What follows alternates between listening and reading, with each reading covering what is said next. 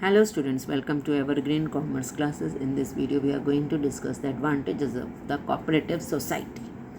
Let's discuss the first one. What is the first advantage? Easy to form. Easy to form, and there are need of only minimum of 10 members required to form a cooperative society. There is a need of minimum 10 member, but there is no maximum limit. बहुत easy है इसे बनाना, voluntary है, अपनी मर्जी है, आप बनाना चाहें बना सकते हैं. And there is an association of only 10 members, 10 लोग इकट्ठे होकर जो एक सोसाइटी के लिए काम करना चाहते हैं, वेलफेयर के लिए, लोगों की वेलफेयर के लिए काम करना चाहते हैं, वो एक अपनी कोऑपरेटिव सोसाइटी बना सकते हैं. बस उनमें हमें क्या ध्यान रखना है कि कम से कम 10 मेंबर होने चाहिए, मैक्सिमम नंबर की कोई लिमिट नहीं है. कम टू लिमिटेड लाइबिलिटी, क्योंकि कोऑपरेटिव सोसाइटी है, वेलफेयर के लिए बनी गई है, तो लाइबिलिटी लिमिटेड है, उतनी ही लिमिटेड है जितना उन्होंने कैपिटल लगाया है, उतने ही वो रिस्क बियरिंग के लिए भी कैपेबल हैं. ठीक है, उन्हें अपने पर्सनल एसेट्स के लिए कहीं पे भी लायबल नहीं है कि कोऑपरेटिव सोसाइटी अगर डेप्ट्स में है, कर्जे में है, तो उन्हें अपने पर्सनल एसेट्स की कहीं कोई लायबिलिटी नहीं, अपनी मतलब बेचने की ज़रूरत. वो अपने उतना ही पैसा देंगे जितना उन्होंने कैपिटल में, जितना उनका शेयर है कैपिटल में. Come to the third advantage, that is stability. As cooperative society is a separate entity, separate legal entity, इसकी अपनी पहचान है. हमने आपको याद होगा cooperative society is registered under the Cooperative Society Act 1912, और ये एक लीगल एंटिटी है. किसी की डेथ या रिटायरमेंट या किसी भी पर्सन का ज्वाइन करना, छोड़ के जाना ऑर्गेनाइजेशन को कहीं पे भी इफ़ेक्ट नहीं करता, किसी उनके वर्किंग पे रूल्स एंड कहीं पे इफ़ेक्ट नहीं करता. हर एक मेंबर उधर एक वोटिंग राइट से चूज़ किया गया होता है. तो एक लीगल एंटिटी है, इसकी अपनी पहचान है, तो किसी भी पर्सन की डेथ, रिटायरमेंट से उसको इफ़ेक्ट नहीं पड़ता. तो ये स्टेबल रहती है चाहे कोई पर्सन आए जाए या किसी की death. Next is equality in voting right. ऐसा नहीं है इसके अंदर कि किसी पर्सन ने ज़्यादा पैसे लगाए तो उसकी बात का ज़्यादा वो रखा जाएगा मान. ऐसा कुछ भी नहीं है. यहाँ पे क्या है, हर one man one vote, like democracy. हर आदमी का एक ही वोट कंसीडर किया जाता है, चाहे उसने ज़्यादा पैसा लगाया हो चाहे कम पैसा लगाया. ठीक है, it is a democratic association which treat everyone same. किसी कास्ट का है, किस जेंडर का है, क्योंकि उनका मोटिव क्या है, सोसाइटी की वेलफेयर करना, सोसाइटी को हेल्प प्रोवाइड करना. तो हर एक आदमी का एक ही वोट कंसीडर किया जाता है. The last is support from the government.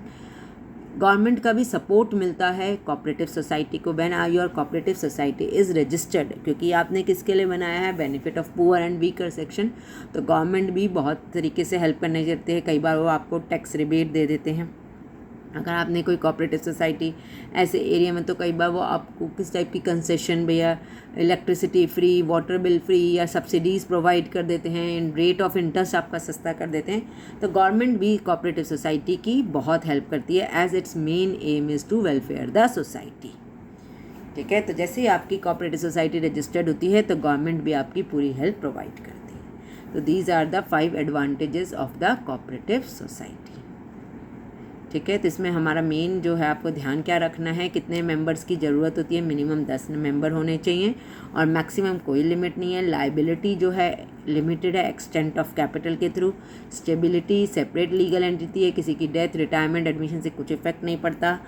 Equal in voting right, one man one vote, हर एक पर्सन का एक ही वोट कंसीडर होगा. नेक्स्ट है support from the government. Benefit वो किसको प्रोवाइड करते हैं, poor and weaker section of society को. द गवर्नमेंट भी पूरा हेल्प प्रोवाइड करती है. Now come to the next topic, that is disadvantages of the cooperative society. Let's see the first one, conflicts and dispute.